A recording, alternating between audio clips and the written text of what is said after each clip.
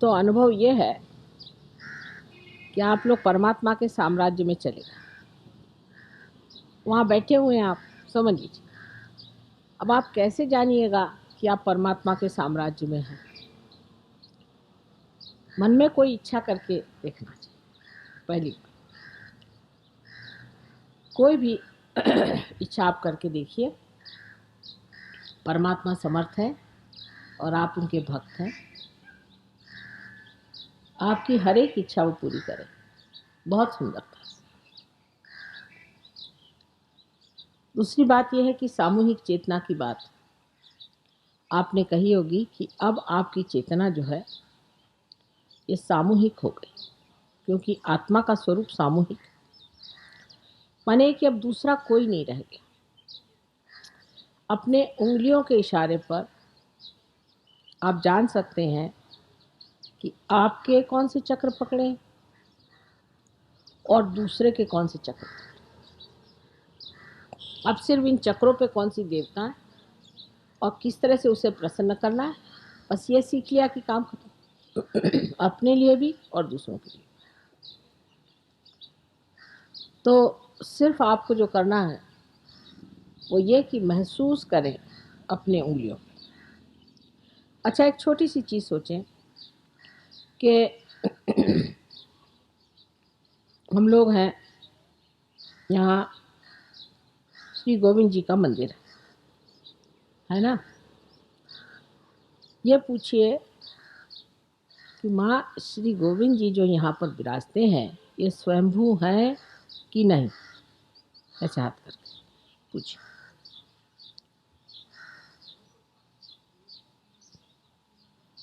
एकदम बढ़ जाएंगे वाइब्रेशन।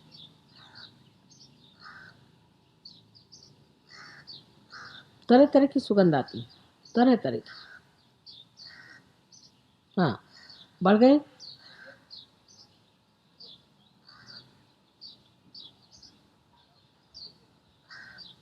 अरे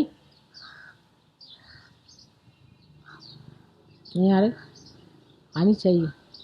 जरा सी प्रगल्भता चाहिए जी। जिसको सेंसिटिव होते हैं। हाँ, अब देखिए, सवाल पूछने पर जोरों में वाइब्रेशंस आ जाने चाहिए, क्योंकि है वो स्वयंभू। अब जो स्वयंभू होते हैं ये क्या चीज़ है?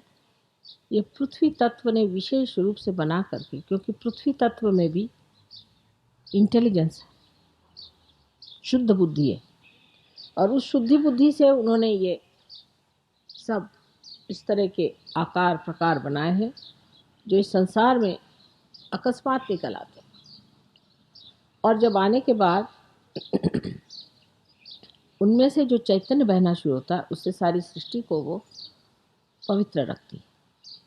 जैसे फूलों से वो सुरभित रखती हैं जिससे सुगंधित रहता है, उसी प्रकार हर युग में ये पृथ्वी तत्व में से ये विशेष आकार प्रकार जो है निकल आते हैं। अब ये सही है कि नहीं, ये कैसे जाने? क्योंकि आत्मा जो है ये संपूर्ण एब्सोल्यूट। इसका उत्तर जो है वो आप पूछें किसी भी चीज के लिए, क्या ये स्वयंभू है? किसी इंसान के लिए आपको पूछना हो, अगर हम कहते हैं, समझ लीजिए बात जिसको शायद आप नहीं जानते, कि मोहम्मद साहब दत्तात्रेय के अवतरण थे। ठीक है, हाथ रख के पूछिए, क्या मोहम्मद साहब दत्तात्रेय के अवतरण थे?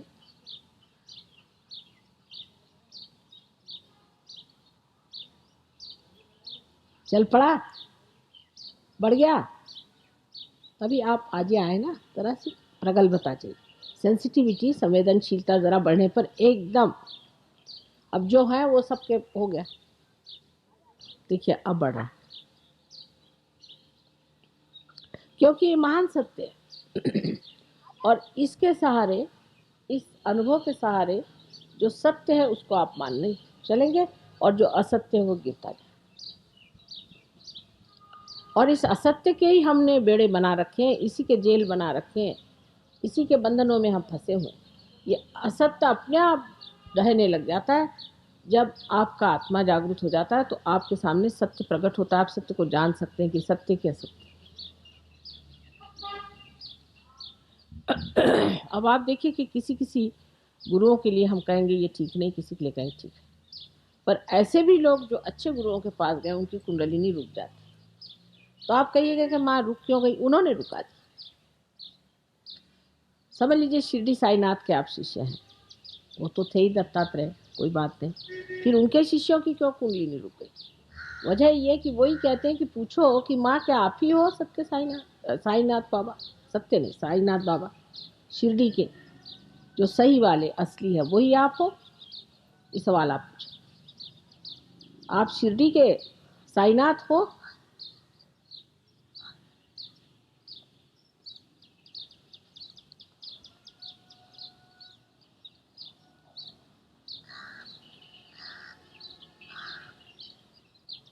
आ रही? बढ़ जाती, बढ़ जाती, धीरे धीरे सेंसिटिविटी बढ़ती है। देखिए अभी तक तो हमारी सूक्ष्म नहीं रही, सूक्ष्मता बढ़ती जाती, जैसे जैसे सूक्ष्मता बढ़ती है एकदम आप जान जाइएगा कि यही सत्य है, इसके अलावा सब असत्य। फिर हमें कहने की ज़रूरत नहीं, फिर कोई इसमें वाद विवाद करने की बात नहीं, वो तो आप स्वयं ही साक्षात जान जाइए कौन सी बात है। अब हमारे एक शिष्य थे शुरू में, अंग्रेज लोग तो आप जानते हैं कि उनके खोपड़ी में घुसाना, जिनको गणपति का ग भी नहीं मालूम, बड़ी मुश्किल थी। बहरहाल किसी तरह से 7 आदमी जुट गए। उनमें से जो मुखिया थे वो कह रहे माँ आप कहते हैं कि इसमें सामूहिक चेतना होती है, तो मेरे पिताजी को बहुत दिन से फ़ोन भी नहीं आए, चिट्ठी भी नहीं आई, पता नहीं क्या बात है। मैंने कहा अच्छा तुम ऐसे हाथ करके देखो और पूछो कि माँ पता नहीं मेरे पिता की क्या हालत है।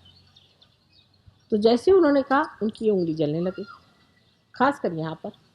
ये अपने पिता के सब चक्र, ये पिता के ये माता के चक्र, ये उंगली यहाँ पर जलने लगी।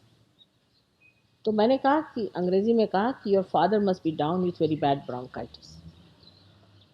मैंने कहा अच्छा माँ को तो फ़ोन करके पूछो। माँ को फ़ोन किया, उनके माँ ने एग्जैक्टली यही सेंटेंस कहा कि your father is down with very bad bronchitis.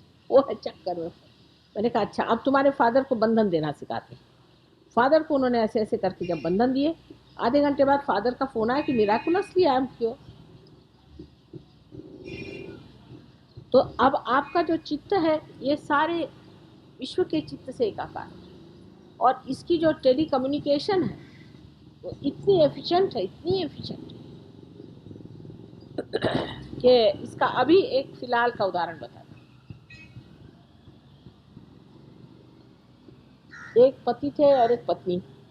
पत्नी में बहुत भूत बाधा थी, तो मैंने कहा कि इस पत्नी को थोड़े दिन के लिए तुम ज़रा बाहर करा दो, कहीं आश्रम चली जाए, ठीक ठाक होकर चले आएगी। इन्होंने सुना नहीं और उस बच्चे को लेके वो गिर पड़ी। बच्चे की खोपड़ी इतनी ज़ोर से उसको चोट लगी कि उसका जो ब्रेन था वही करीबन निकला। फिर उन सीसा दिया, पर उसका जो सेरेब्रोस्पाइनल फ्लूइड था उसमें ब्लड चला गया।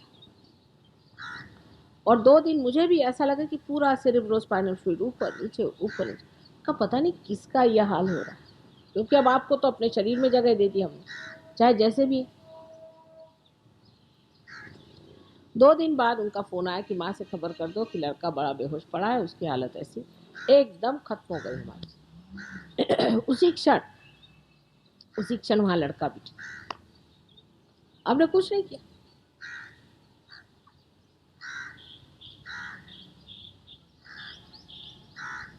लेकिन वो बच्चा विशेष है, पैदा पार है, बहुत बड़ा बच्चा है, नाम उसका अक्षय।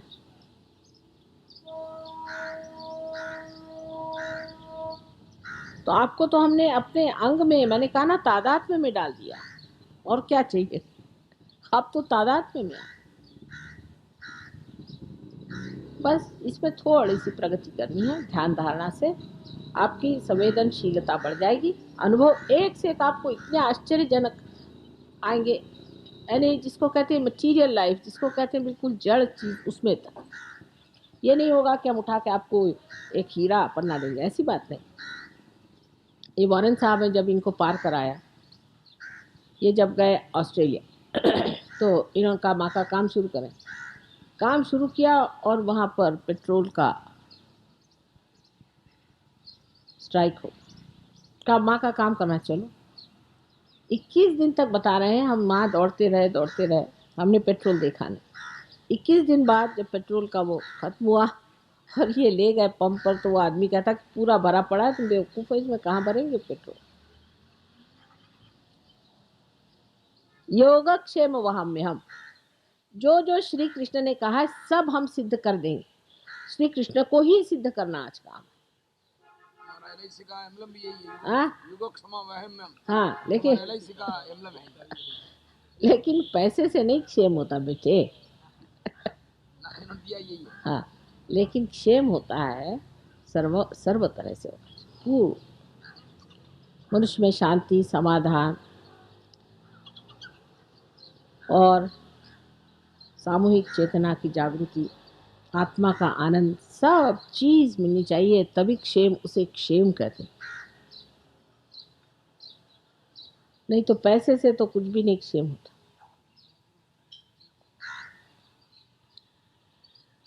इसी प्रकार आपको अनेक अनुभव आएंगे, कुंडलिनी के भी आएंगे। कुंडलिनी आएगी, कभी गुदगुदाएगी, यहाँ आपको लगेगा कुछ गुदगुदा रहा है, फिर धीरे धीरे ऊपर चढ़ेगी। दूसरों के कुंडलिनी के बड़े मज़ेदार अनुभव आते हैं।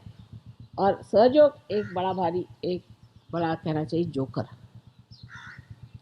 लेकिन अपने में से निकल कर अब आप दूसरों को देना शुरू करें। जब तक आपका दिया जला नहीं था तब तक सब मेहनत की, दिया जला दिया। अब दिए का काम है कि वो दूसरों को रोशनी। जैसे ही आप रोशनी देना शुरू हो जाएंगे वैसे ही आपकी प्रगति हो जाए। पर जो अपने ही दायरे में रहते हैं उससे देवी अप्रसन्न हो जाती।